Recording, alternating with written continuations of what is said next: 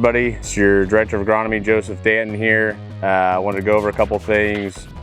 These next few videos we're going to send out, I just kind of want to introduce some of our assistant staff so they can kind of go through the ins and outs of what we're dealing with kind of on the ground, our day-to-day, getting new habits made, breaking old habits. A lot of what is going to equate to the product you see on opening day. These guys are going through day after day after day after day, you know, seemingly probably to them saying the same thing 1,000 times, but that's kind of what it takes. So I just want them to speak to a little bit of kind of what's different, how their experience is and what we're doing to kind of break those habits and mold our new staff into what we need to be when we open. So they're obviously interfacing a ton with the guys, so I want them to kind of speak to that.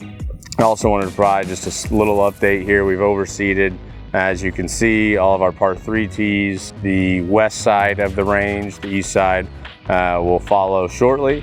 We've gotten all of our fescue seeding done. We're going through and trimming a lot of the more invasive weeds out of the coastal, spraying those. That's obviously kind of an ongoing process as we go through. We can't just blanket spray the whole thing because it's very new. So in terms of working some of that stuff out, it'll just be over time. And next year, when it's kind of mature and a little stronger, we can go through and just bomb the whole thing. So again, be patient with us there. Finishing up our landscape install, 3 and 6 are in, 15 is probably 60–70% done. We've got a bunch of plants we just planted in some of these Fort Worth planting areas at the end of 1, right and left of 7 tees. And then we still have some landscape to do behind 9 green, kind of left of the cart path there, and behind 12 green, up against the homes there behind 12 green. So still a little bit of stuff to do. We're gonna cut our Kafka paths in and walkways all through the coastal. So we're not gonna get every single one. I'm sure we'll kind of see all the little trails that people make. So as we see a continued traffic area, boom, we'll pop a little Kafka path in there. So it's gonna be a living and breathing thing for us, and we'll just kind of watch how y'all use it, and we'll tailor-made it to y'all's everyday practices and kind of the continued trends of traffic, if you will. So a lot of what we're focused on is 11 and 15 green, making sure that those are going to be up to speed at the end of this 3-week span.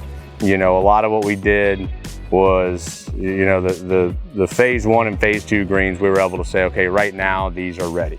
We're not really able to look at 11 and 15 and say, hey, right now they're ready, we could open up the golf course. We almost have to forecast out and say, hey, we're pretty sure that at this date they'll be ready. So we feel comfortable with that date.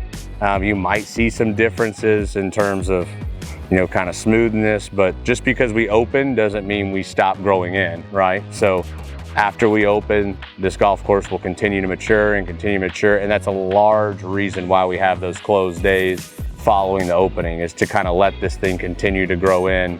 Even if it is in October, you're still getting a little bit of growth, and so a little bit of break is good. So we're excited. We've got a lot going on. Cart path repair, gonna do some flagstone work on the cart path edges where some drains are. So we've got a lot of stuff going on before we open up, and we'll need all days that we have left, but we're excited to get everybody out here. We know that come that date, October 10th, we're gonna be ready to rock and roll. So thank y'all for your patience, and give me a shout if you need anything.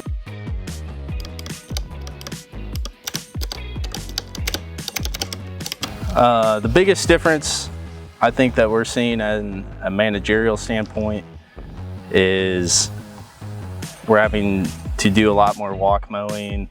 Basically our greens, like we're having more and more people go out every morning and mow, and that takes a lot of people to do that, but it's also better results, a lot less weight on our greens, a lot less tire marks. It also affects our speed capabilities, which day to day all those are going up and staying in the areas that we like, and I think that's pretty good on our end. I mean, our bunkers are quite bigger, and there's more that we have to do there with squeegees and rakes. However, our rough has shrunk a little bit, so we're saving time with mowing our rough, being able to put guys in different areas with that.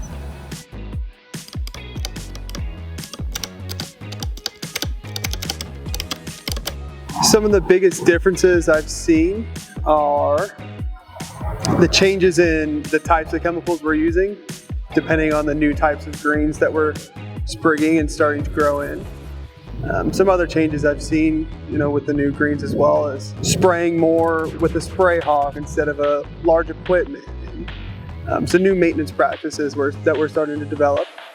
When it comes to the fairways, we have quite a bit more acreage than we used to. The tee boxes are kind of nice on our end. Overall, our spraying is starting to change. It's not too much different, but we do have maintenance practices that we're starting to create.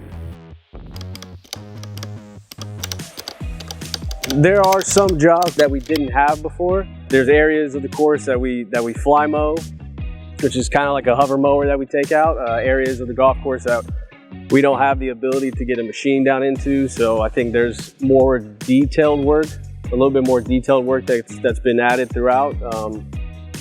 That we've kind of added to the roster of jobs that we'll do throughout the week or daily assignments. The edge of 7 green, for example, we will fly mow that or weed eat it, one of the two, whichever more is beneficial for the day. We have coastal areas now, so we have rough mowers that'll go through and mow a walk path for the members if they're with a walking cart. So we'll go through and mow some of those.